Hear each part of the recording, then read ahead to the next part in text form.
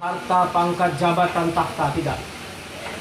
Tapi Allah Subhanahu wa taala letakkan kebahagiaan dalam setiap diri hambanya, manusia, dunia dan akhirat hanya dengan mengamalkan agama secara sempurna sebagaimana yang dicontohkan oleh baginda Rasulullah sallallahu alaihi wasallam. Kalaulah kita merasa kebahagiaan dalam harta, maka Allah Subhanahu wa taala akan hinakan kita dengan harta itu sendiri. Begitu banyak Allah Subhanahu wa taala beri contoh Qarun laknatullah alaih. Yang begitu banyak harta. Tidak ada yang mampu menyaingi harta Qarun sampai saat ini. Tapi dia tidak beriman kepada Allah. Dia merasa bahwa dengan harta dia bahagia. Bahwa dengan harta dia sukses. Tidak. Bahwa dengan harta dia senang. Tidak. Tapi Allah Subhanahu wa taala hinakan dia dengan harta.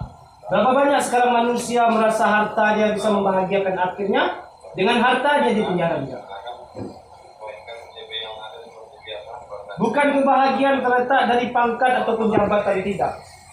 Kalaulah kita merasa kebahagiaan kita terletak dalam pangkat dan jabatan, maka Fir'aun laknatullah alaih lebih bahagia. Siapa yang tidak kenal dengan Fir'aun? Bahkan kita sendiri memberi nama anak Fir'aun mungkin kita tidak mau. Kenapa? Karena Fir'aun telah dilaknat Allah Subhanahu wa taala. Kenapa? Karena dia merasa kebahagiaannya terletak dalam pangkat dan jabatannya, dengan kekuasaannya. Akhirnya Allah Subhanahu wa taala dihinakan dia. Maka Allah Subhanahu wa taala yang Maha Adil, Allah letakkan kebahagiaan dalam setiap hambanya itu dalam agama. Siapapun manusianya, baik itu dia orang desa maupun orang kota, baik dia orang miskin maupun orang kaya, baik dia orang pejabat maupun rakyat, kalau dalam kehidupannya ada amal agama sesuai dicontoh oleh baginda Rasulullah SAW, maka pasti dan pasti Allah Subhanahu wa taala akan memuliakan dia di dunia yang akhirat sampai di akhirat Allah.